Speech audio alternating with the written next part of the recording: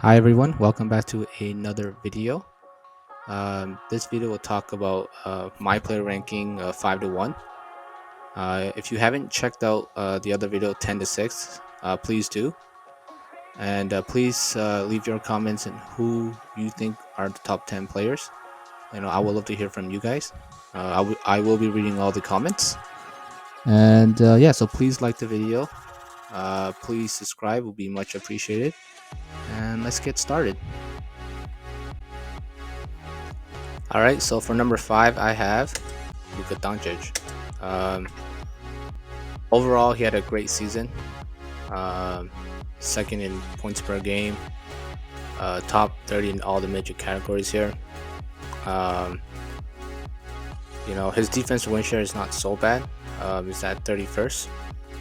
Um, Kind of a spoiler alert here. If you didn't see the previous video, 10 to 6 ranking, I have JT at 6 and Luka at 5. But if you want to switch them, that's fine. I prefer Luka over Jason Tatum. It's because I think Luka can facilitate, right? He's a better passer than JT. He can run an offense, but JT is a better defender. But I think it's just more tough to find a playmaker than a good defender, right? Because they are rare to someone who can pass like Luka Doncic. So that's why I took Luka at number 5. And plus, I think Luka, he has a tougher workload. Boston is a much better team than Dallas. And but overall, Luka, he complains too much. Sometimes I feel like he doesn't realize that his drive going 1v3 against opponent's defense, it's a terrible idea. Like, he would literally just drive and expect a foul call, and nobody's fouling him. He's just driving like he's a little out of control with his drive, right?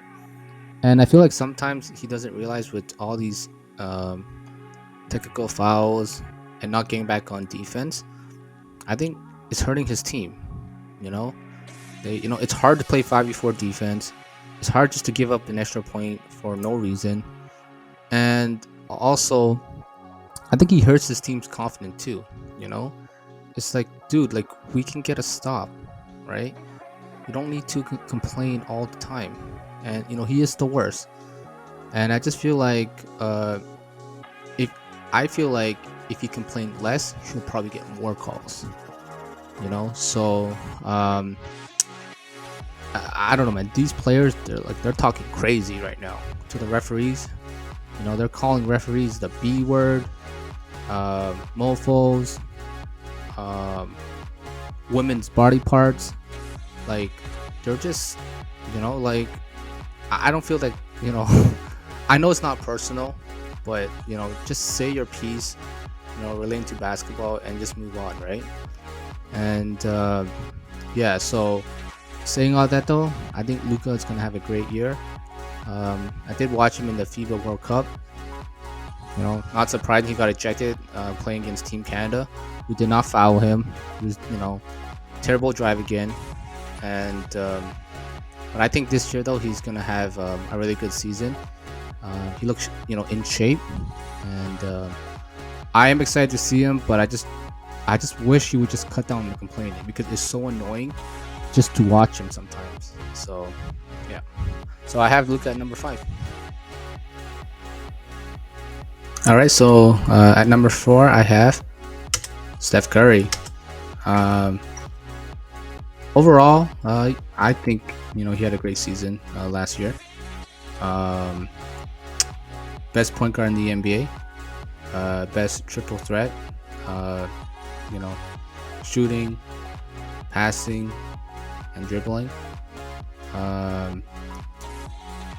It was kind of sad though to see last season, like, how the Warriors were like 11-30, on the road, and I was just watching him play. Like, he was trying so hard, to carry, his team. But overall, I don't think he's gonna take a step back this year. I think he's gonna be just as good. I'm really impressed with his 6.1 rebounds per game for a point guard. That's really impressive. because rebounds are tough to get, and the fact that he's getting like 6 of them a game, it tells me that he's very like locked in, and he wants to win, right? So yeah, so I have Steph Curry at number 4, a great leader, um, and I think that he's probably gonna win first All NBA team this year. So yep. All right. So for my number 3, I have Joel Embiid, last year's NBA MVP.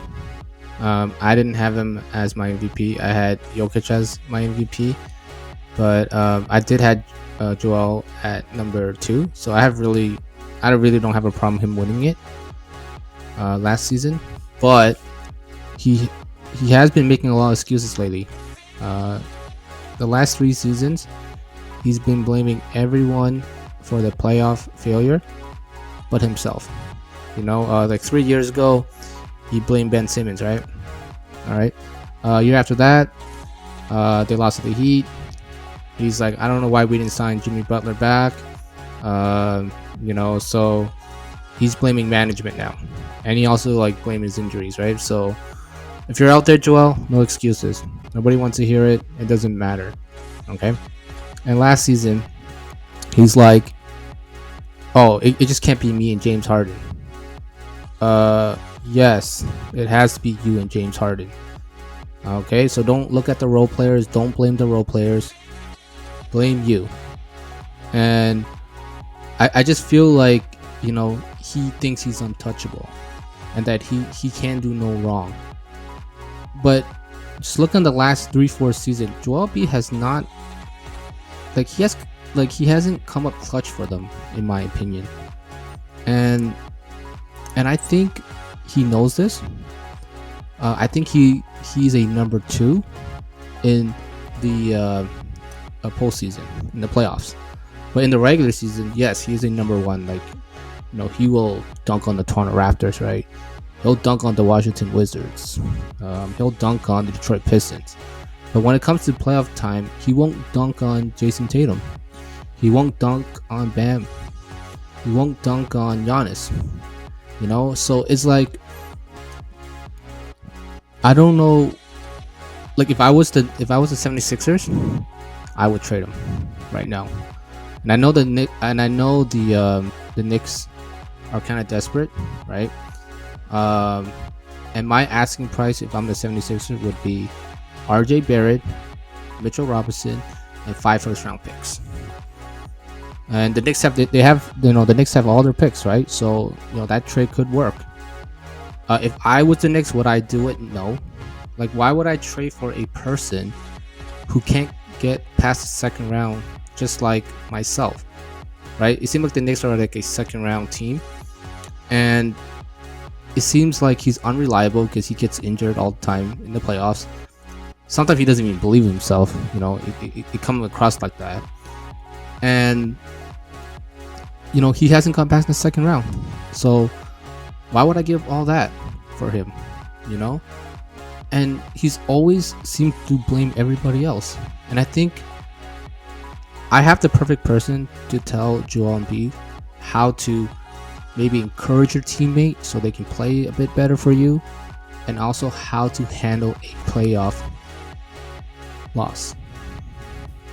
Nostradamus, because last year, May 29th, 2022, you sat at this stage and said that we're going to get it done and we have what it takes. Why do you still feel that way? Because we got some good basketball players on this team. Got some good people that work hard, that do things the right way, and that put the team first and want to win. At the end of the day, that's all that you can ask for from anybody, especially my teammates.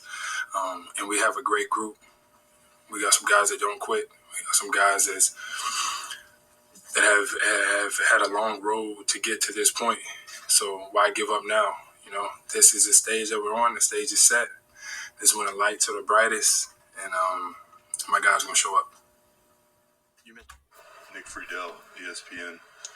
You've always learned something from every year since you've been in the league. What will your biggest takeaway from this season and this team be? Probably how grateful I am to be able to compete with these guys. You never know what the team's gonna look like next year or the year after that.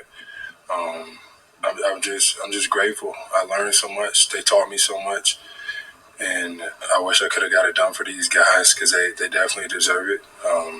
But the one thing that I'm gonna take from it is how grateful I am to be able to compete with them. All right, so for number two, I have Giannis. Um, he had a good season last year. Um, top 30 in all the major categories here. PR was 29, very efficient. Um, I think Giannis will have a big season this year.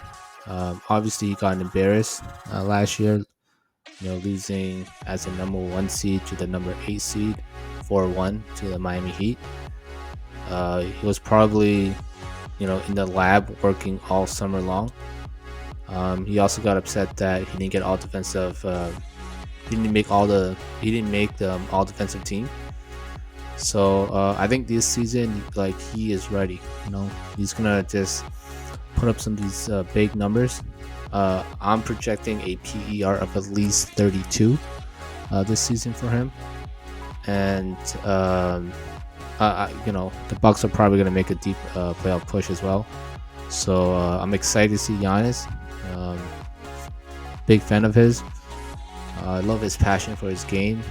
I love his commitment to the game, and I just love how he treats every game like his last. He never cheats us. Always putting the effort in, and I'm excited to see Giannis for this upcoming season. All right, so for the number one player for this upcoming season is Joker. Um, Champ is here, right? Um, Overall, his number is just insane. Top 20 in all major categories here. I thought he should have won the MVP. And the reason why I would, choose the Joker over Joel Embiid for the MVP last season was I just felt like Jokic can run an offense by himself, right? He gets his teammate open shots. He forced double teams. He knows how to read the defense, so he knows when to attack and get those easy buckets. Get those mismatches. And I just feel like Joel Embiid, he's more like, one-on-one, ISO stuff, and that's fine. There's nothing wrong with that, right? But a player that can run an whole offense, get his teammates involved, it's a lot better, right? It's a lot easier for the team to get easy buckets, So that's why I would have given it to the Joker. Like they're both of their stats are very similar. But Joker did, if you look at this stats, right, the Joker does have better stats than Joel Embiid. But yeah, and I just felt like the media was also a little unfair to the Joker, especially Skip Bayless, from Undisputed. The fact that he says that Jokic does not play defense is not true. Granted, Joel Embiid is a better rim protector than Jokic, but that's only one component of defense, right? Like Jokic, if you check the stats, he has more steals than Joel Embiid. He gets more defensive rebounds. Keyword defense, defensive, right? So, and I just feel like like the media kind of took him for granted a little bit. But at the end of the day, though, he's the NBA champ. He's the Finals MVP. Those two awards are most important in the NBA, and I think he's gonna have a big season, probably top 3 in MVP voting again, and I can't wait to see what he does this upcoming season, because it's gonna be special again. I think that now that he got his championship, he's gonna like continue to just dominate the game, and I think it's gonna be a little more relaxed, and I'm expecting a big season from him. And so this conclude the video, guys. I know I'm repeating myself, but please leave your comments who you think the top 10 players are. If you disagree with anything I said, please let me hear it. um, you know so I'm open to criticism.